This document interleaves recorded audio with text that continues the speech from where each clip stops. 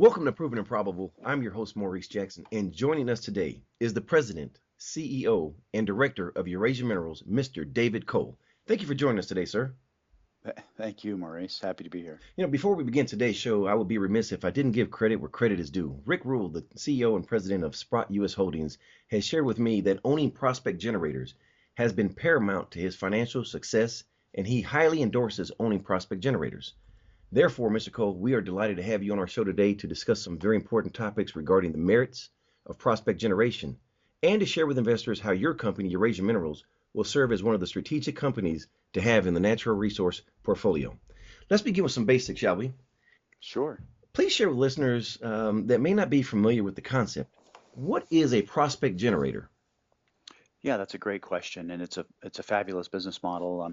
Prospect generators acquire prospective mineral rights, add value by doing geology and varying degrees of early stage work on the properties, and then seek to sell or joint venture the assets where the lion's share of the financial risk is put on the partner's shoulders to advance that, and the property is leveraged by the owner of the property, the prospect generator.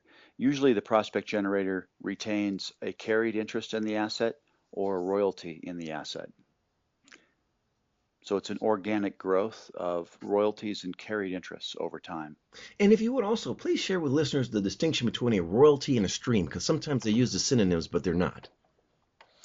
Yeah, that's correct. And royalties are instruments that are attached to the property. So in the simplest case, a prospector were to stake a claim and then sell that claim to a mining company subject to a royalty, 1, 2, 3, or 4% typically. And that's commonly a gross royalty. They're called net smelter returns, but that means the gross money that comes from the smelter. So it's the gross proceeds to the mining company. So typically the net smelter returns are a gross revenue royalty that comes in, and it's attached to the property. A stream is different. A stream is a contractual obligation between a mining company that's producing a metal and a financial company that deals in trading metals. And a classic example of a stream would be a company, let's say a copper mining company that produces byproduct silver, and the silver is less important to them in their overall scheme of their operations.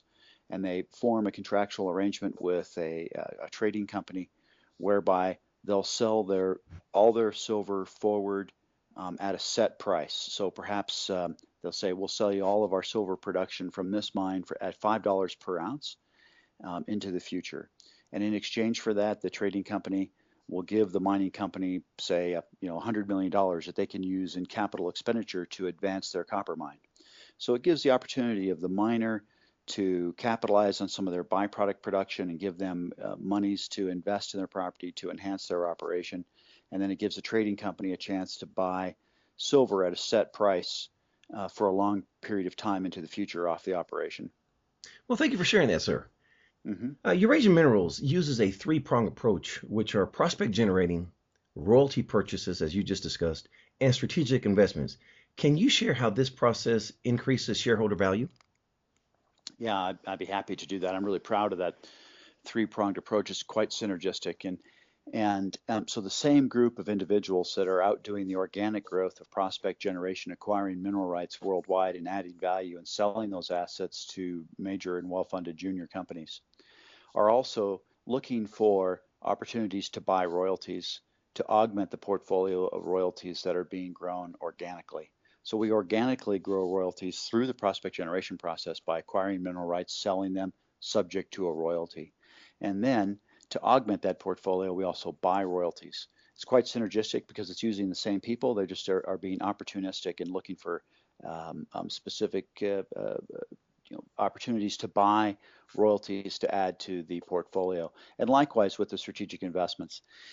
If the same group of folks, astute geologists with business acumen that are working globally, find opportunities to invest in a specific company that looks particularly compelling based upon geological expertise, then we'll take advantage of that as well. And we have 5 key value drivers in Eurasian Minerals within the portfolio of 1.6 million acres that we have worldwide. 2 of them have come to us through the organic prospect generation process. Two of them have come to us through royalty purchases, and one through the strategic investment process. It's quite synergistic. It's a very good three-pronged approach. It leverages our talent base to the betterment of the shareholders. I see that it's very effective. You mentioned recently, or just a second ago, sir, that you have 1.6 million acres. Is that correct? That's right. That's correct. Yeah, worldwide. That's our total mineral property exposure. Right, because you have a global footprint with assets and royalties in over, what, 10 countries? Yes. Hmm. And would you share with the listeners, where is Eurasian Minerals domiciled? So we're a British Columbia company, and our primary listing, that's British Columbia, Canada, and our primary listing is on the Toronto Stock Exchange, and we have a secondary listing on the New York Stock Exchange. Okay. And from a macro perspective, where does Eurasian Minerals currently have open projects? So we're quite active globally, but the areas where we focus at any given point in time can shift. Right now, during this big pullback that we've had for a few years, we see particularly compelling opportunities in Northern Europe, in Sweden and Norway, where we've been active acquiring new licenses. In the Western United States, specifically Arizona and Nevada, we've been quite active as well, and to a lesser degree in Australia. Mhm. Okay. And you mentioned organic growth. You know, Eurasian Minerals derives its organic growth from a number of successful royalties. How many royalties does Eurasian Minerals have under contract? So we've got a whole slew of royalties. It must be around a dozen or so, but only one of which is a production royalty that's currently cash flowing. And that's the royalty on the Carlin Trend that Newmont operates on the Leeville mine. And that one of the catalysts for a significant repricing of Eurasian Minerals will be when our other royalties start to cash flow. And we're on the cusp of that now with the Balya 4% lead zinc silver royalty in Turkey just nearing production, commercial production. Okay. Well, sticking with the Leeville royalty, please share with listeners the exciting developments that you have with the Leeville royalty in the Northern Carlin Trend in Nevada. Yeah, it's a pretty interesting property actually, Maurice. We're very fortunate that we own this asset. So 1% gross royalty covering a little bit less than 3 square miles of operations, all controlled by Newmont Mining Corporation in the heart of the Carlin Trend in Nevada, which is one of the most prolific gold belts in North America. Newmont now has 3 shafts that access our property. They just completed a new 3rd shaft to enhance production. It was called the Turf 3 ventilation shaft. It cost Newmont $330 million to complete that shaft, and that speaks volumes to what Newmont believes is the potential on the property for them to spend that kind of money to develop a new state-of-the-art shaft to access the mineralized rocks at depth.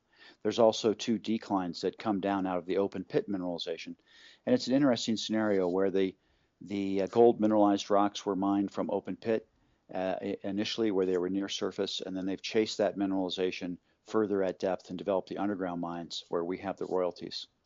Newmont just recently announced substantial new discoveries in what's called the Redecay corridor that transects through our property, and we're delighted to see the exploration success, and we're delighted to see the infrastructure development with new shafts and new work being done to develop the ore deposits underground.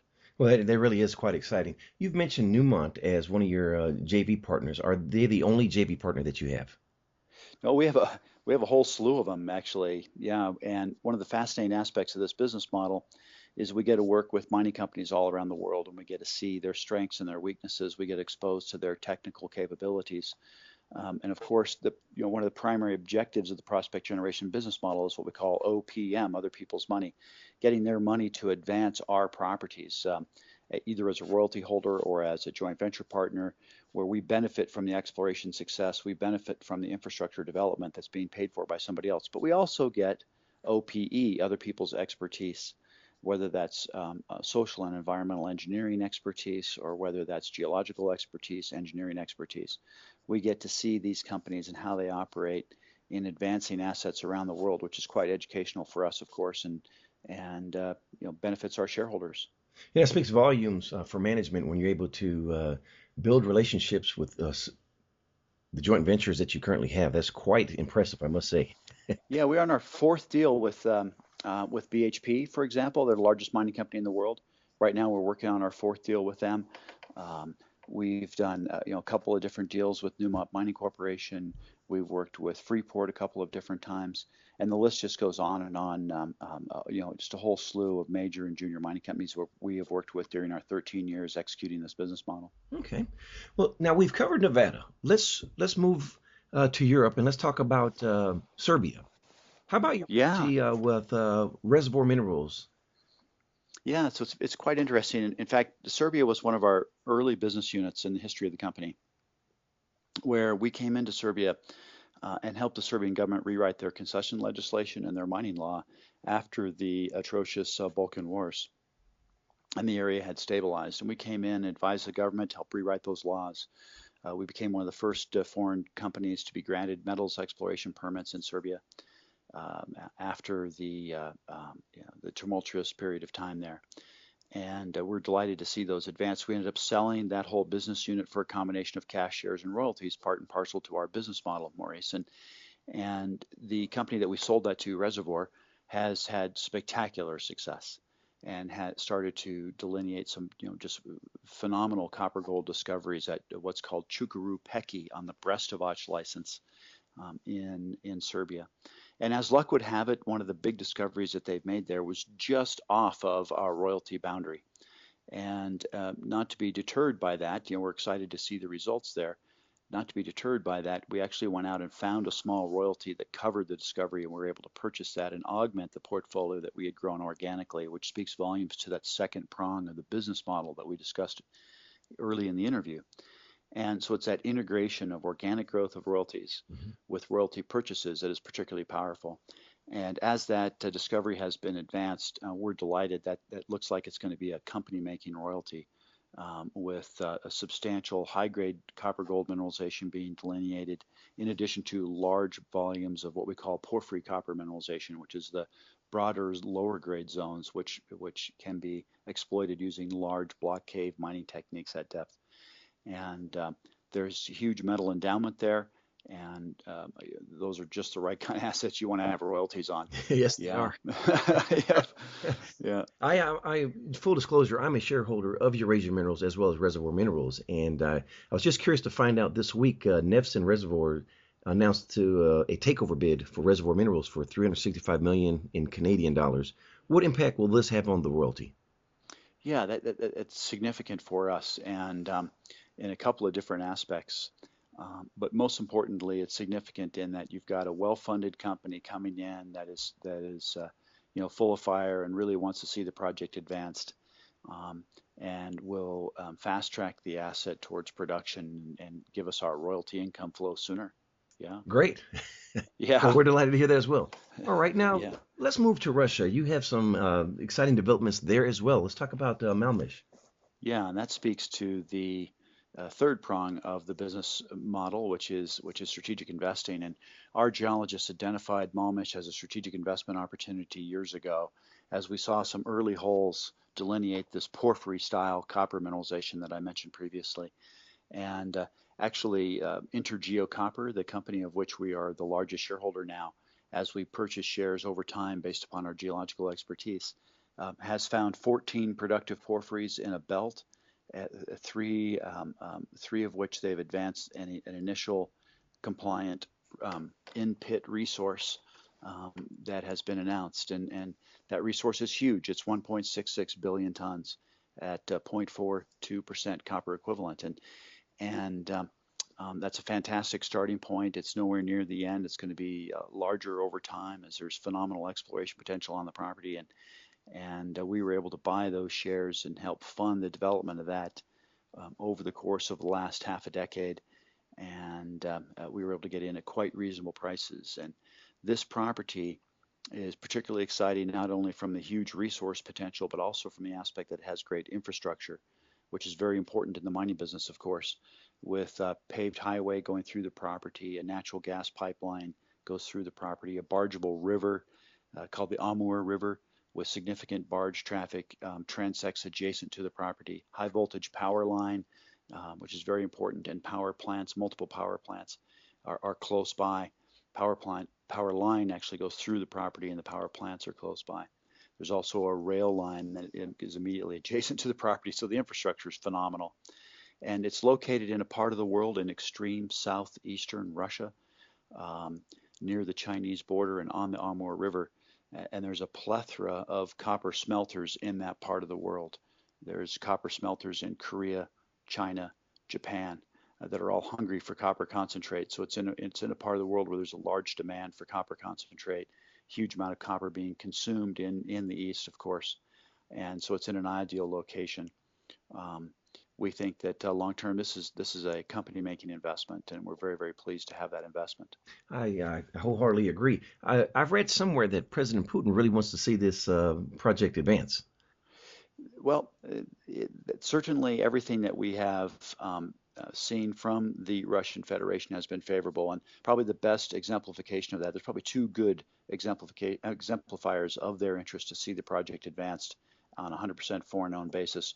One is that as an incentive to bring in direct foreign investment to advance this project and other mining projects in the far eastern portion of Russia, an area that needs economic development, is that they've reduced the federal tax royalties to zero for new mining projects, which is a fabulous indicator of their desire to incentivize direct foreign investment.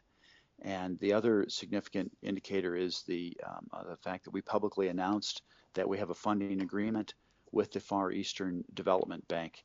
And the Far Eastern Development Bank is a bank owned by the Federation of Russia, whose brief is to fund infrastructure and economic development projects in the Far East. So we're delighted to have them as a partner moving forward, and delighted to have the backing of the Russian Federation. And yeah, it's interesting. It's interesting that our perception working inside of Russia, particularly in the far east of Russia, is quite different than the Westerners' typical opinion of Russia, given the events in the Ukraine, etc. We've actually found that to be a good venue to work in. I hear that quite frequently from those that have experience in that part of the world. So thank you for sharing that as well. Uh, Sure. you mentioned InterGeo Copper. What is the relationship again? You're the largest shareholder.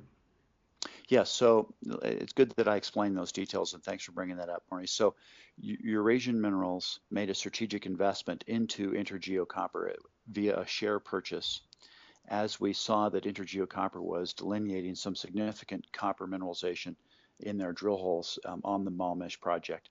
And over time, we continued to fund the private company, InterGeo Copper, run by Tom Bowens, an astute CEO and geologist with a broad experience in Russia and a really good nose for finding copper mineralization. And we continued to fund and buy shares in that company and became the largest shareholder in InterGeo Copper. And representing the largest shareholder, which is Eurasian Minerals, I'm chairman of the board of that company now, as we're the largest shareholder. And we're our thoughts and ideas on this project are completely aligned with Tom Bowens, the CEO, and we have a very good relationship with him. And the project's being advanced nicely. Yeah, I'm hearing just a methodical, strategic process throughout this entire interview with the entire business model of Eurasian Minerals. It's quite compelling. So thank you again for sharing that. You know, we've been working at this for a few years. It's not our first it's not our first rodeo. Yeah, but I appreciate that. You know, one key catalyst. There's a number of catalysts for a complete repricing of Eurasian Minerals. Um, the Balya lead zinc silver royalty coming on stream in Turkey is one. Advancement of the new shaft in Nevada on the Leeville property is another. Um, but one of the key ones that we're looking for in the near future is the official government approval for the advancement of the Malmish project on a 100% foreign-owned basis. And that's called Strategic Industry Law Review. The deposit that we've delineated in Russia is so large that it requires approval of the Kremlin for 100% foreign ownership. And when we actually get that approval, if we do, that'll be a catalyst for repricing of Eurasian Minerals, in my opinion. That's truly, truly exciting and best wishes. Thank you. Thank you. Now, with capital accruing from all your royalty agreements, will Eurasian Minerals deploy capital to some optionality opportunities? So what we do is we continue to invest the monies that we get in from our various deals that we have around the world into organic growth. We continue to acquire prospective mineral rights. As I said previously, right now we're focused in Northern Europe and then the Western United States. That's where we see the best bang for our buck at this point in time. And so all the monies that we have coming in, and we've been fairly aggressive at continuing to acquire mineral rights. And that's how we've built the 1.6 million acres worldwide. Okay. Now, do any of the aforementioned properties have any reversionary interests? So make sure I understand your question. Um, can you ask that again? I'm not quite sure I understand it. Sure. Are they 100% owned? So we do. So if you look at all of our properties we have worldwide, you can divide that into a pie chart where those properties where we have a royalty interest, those properties which are partnered out and the JV partners earning their way into project equity, um, and both of those would be about 20 and 30% each. And then those properties which we own 100%, which represent properties that we've recently acquired or have been turned back to us from other partnerships where we're doing work on those and marketing them and they're available to the industry. And right now, the proportion of the pie of available properties that we have within our portfolio is about 45%. Our target is for that to be around a third, so we're a little bit high right now. And the reason why we have a little bit higher percentage of available properties that we own 100% in the portfolio is because of the significant downturn, and we've been taking advantage of the downturn and acquiring inexpensive mineral rights around the world. All right. Switching gears, let's discuss the company, Eurasian Minerals. Mr. Cole, can you share with investors regarding your qualifications as the president, CEO, and director that will give them confidence in your ability to increase shareholder value? Yeah, my background, yeah, thanks very much, Maurice. My background is economic geology. I've got a bachelor's degree in geology and a master's degree in economic geology, and a long history at working in this industry. I worked for Newmont Mining Corporation for 18 years, where my passion was always the value creation at the pointy end of the stick. I commonly worked in the jungles of Indonesia or the high Andes of Peru or the deserts of Nevada out doing exploration for Newmont and just had a great opportunity to work with some really intelligent people there and learn a lot about the industry and how it works. And when I left Newmont to found Eurasian Minerals and build upon that, I was also able to utilize my connections through the industry to hire just some phenomenal folks to come on with me and pursue this vision of value creation at the pointy end of the stick, if you will. Okay. Now, what would you say has been your biggest success at Eurasian Minerals? I think the biggest success is the fine tuning of the business model and understanding how to create shareholder value over time by executing that model. And certainly, we're very delighted to have the 1% royalty in the northern portion of the Carlin Trend and some of the key assets in the portfolio, and many of which are on the cusp of really breaking loose and adding significant value, such as the royalty in Turkey, such as the royalty in Serbia, such as the investment in InterGeo Copper. So we're at a pivotal time here where a decade worth of hard work is starting to come to fruition and pay off in a big way, and I'm very excited about the near term. Okay, fair enough. And what would you say has been your biggest shortfall?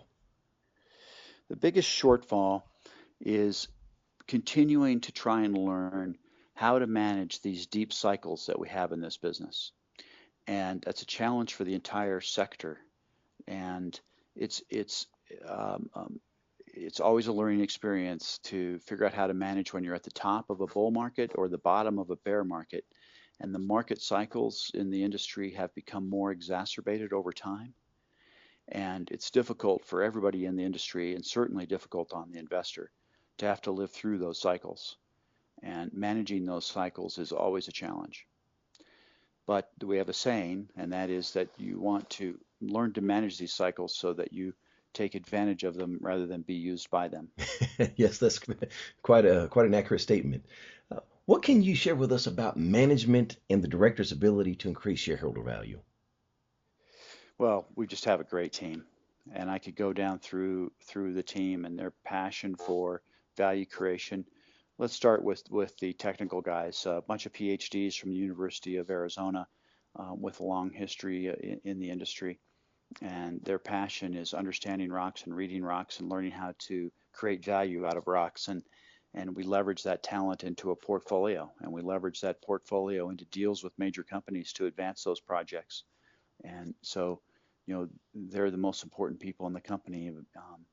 The In addition to that, we have folks like Jan Steyert, who's our chief legal officer, She's a senior woman that's worked in the industry for a long time. She's the immediate past president of the Rocky Mountain Mineral Law Foundation, and we're pleased to have her on as our chief legal officer, which puts us in a position where we have in-house quality attorney to help us write our deals to make sure that they're written well, um, and to protect our mineral rights, which is very important, of course.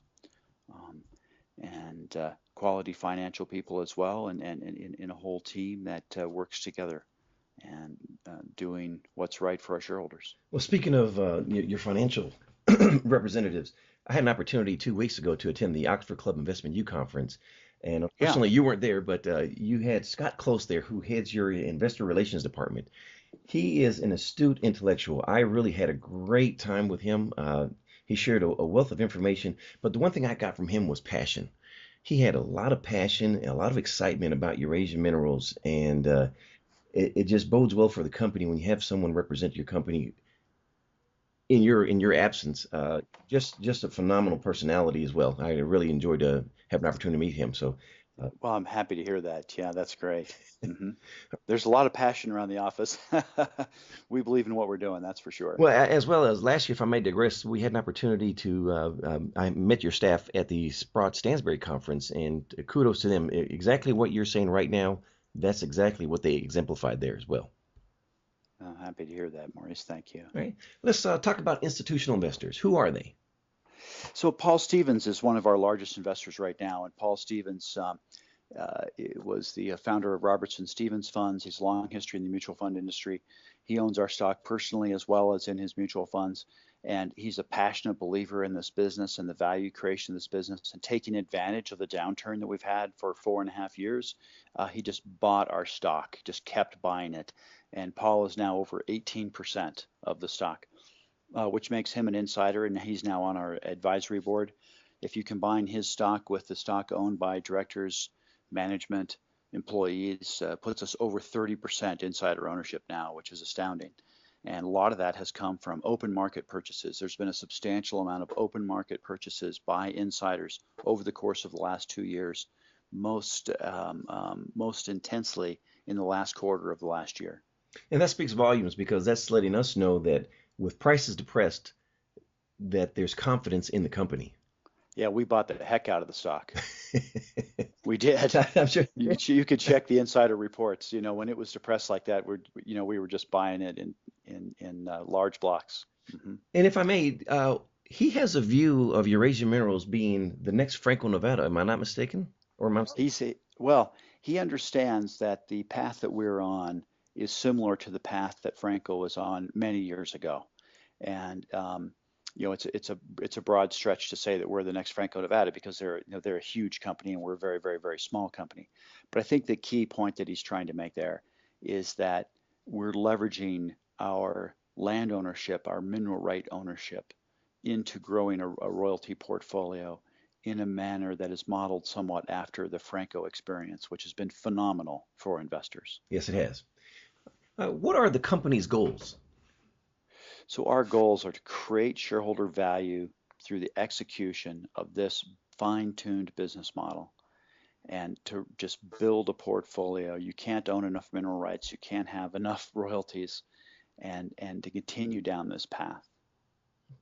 It's very straightforward and very transparent what our goals are. I love simplicity. Yeah, yeah. All right, David, what can go wrong and how will investors know what is going wrong and what will you do if it goes wrong?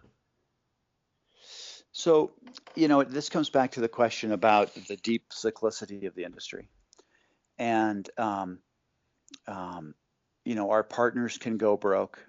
We've seen that happen many times. Just so you know, I mean, we have properties that are quite good assets that will be advanced partially by a company, and for whatever reason they go broke or they have problems or they have a different opinion about the property, they return it to us, and quite often we're able to market that asset again and sell it again. Our Sisorta property we've sold 3 or 4 times now, just as one example, and each time it gets advanced further. Our key project in Turkey, Akarca, has had $13 million of other people's money spent on it, and right now we own it 100%, and we're in the process of accepting new bids on the property. And I believe that the third time when we sell it, it's going to be the best price we've ever gotten for it. So we just have to manage through that. But partners can go broke. Partners can change their exploration ideas. Um, but thanks to the portfolio effect, because we're not a one property company, we can manage our way through that. The significant cycle effect that we have from exploration budgets expanding, going through a boom, exploration budgets contracting, going through a bust, the effect on share prices, the effect on our investors, both on the boom side and the bust side, needs to be managed.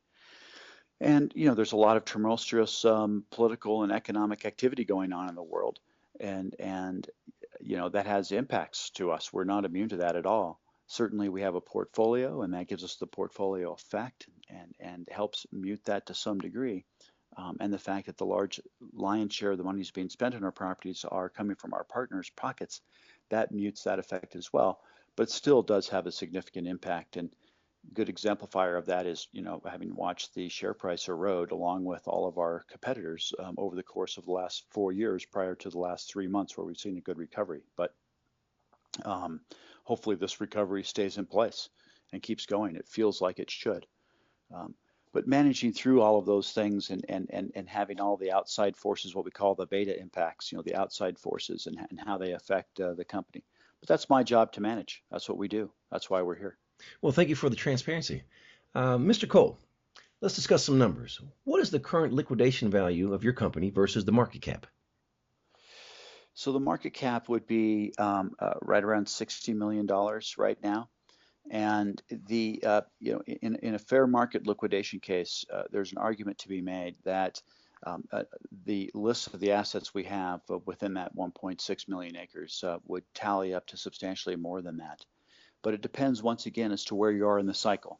Because if you were to quote auction off, let's say we were to auction off the Serbian royalty, if you do that in this down market, even though we have recovered a little bit, if you do that in a down market, you wouldn't get a fair value for it. Right.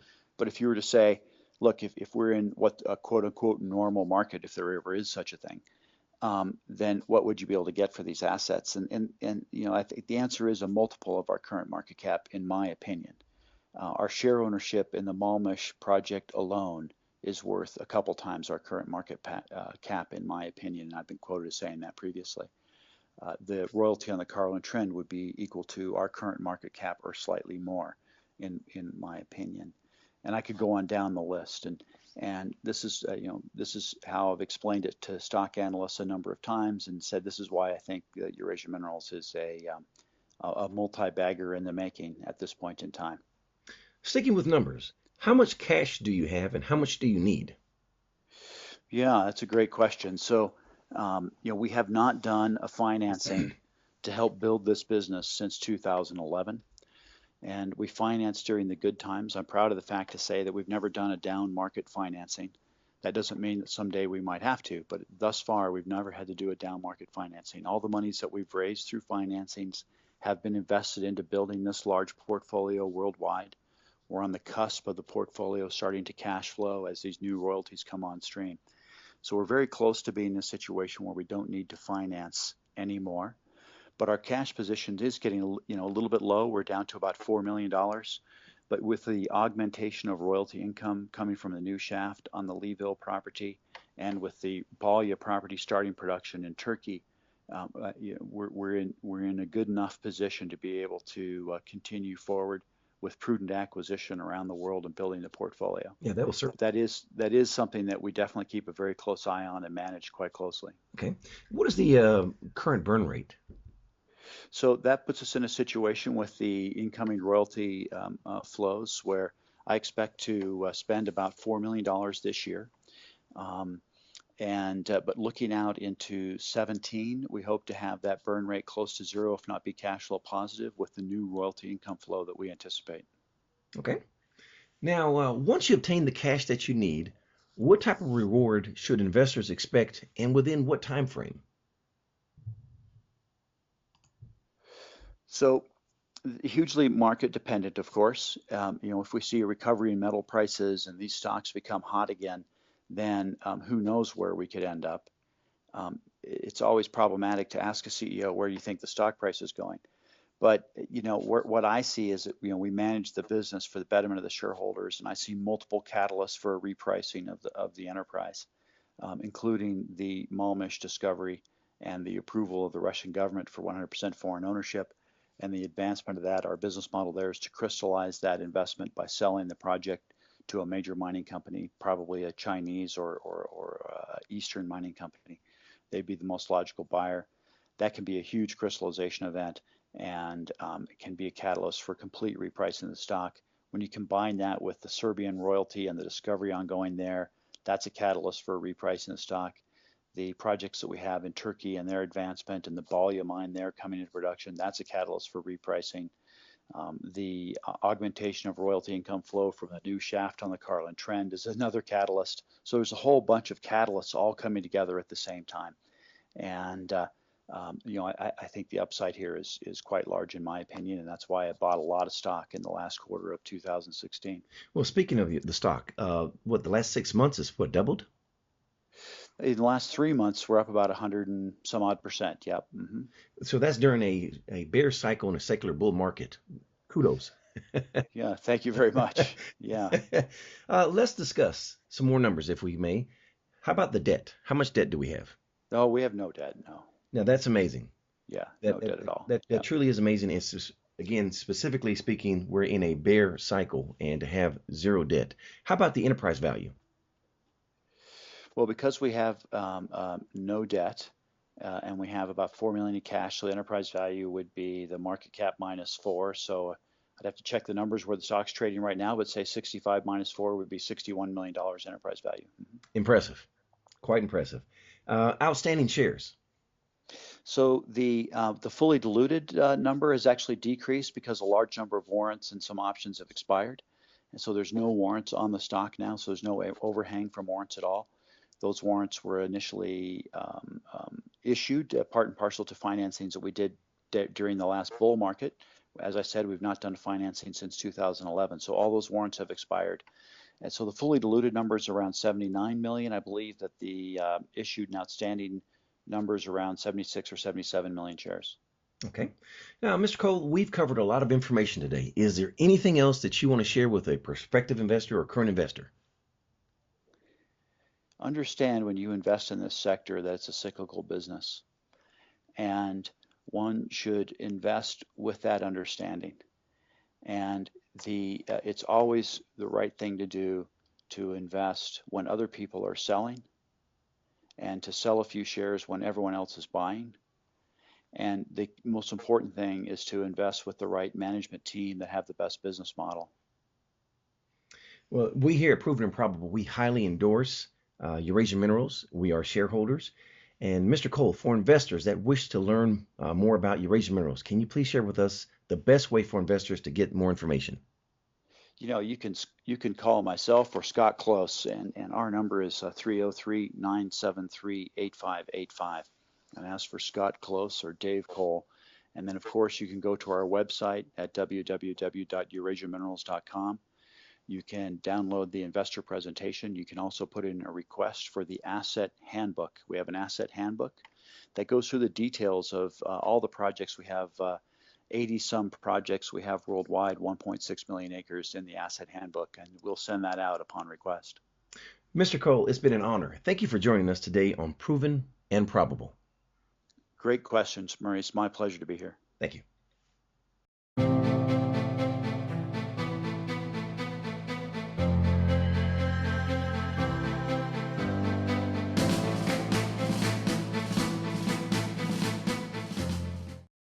The information presented on Proven and Probable is provided for educational and informational purposes only, without any express or implied warranty of any kind, including warranties of accuracy, completeness, or fitness for any particular purpose. The information is not intended to be and does not constitute financial, investment, or trading advice, or any other advice. You should not make any financial, investment, or trading decision based on any of the information presented without first undertaking independent due diligence and consultation with a professional broker or competent financial advisor.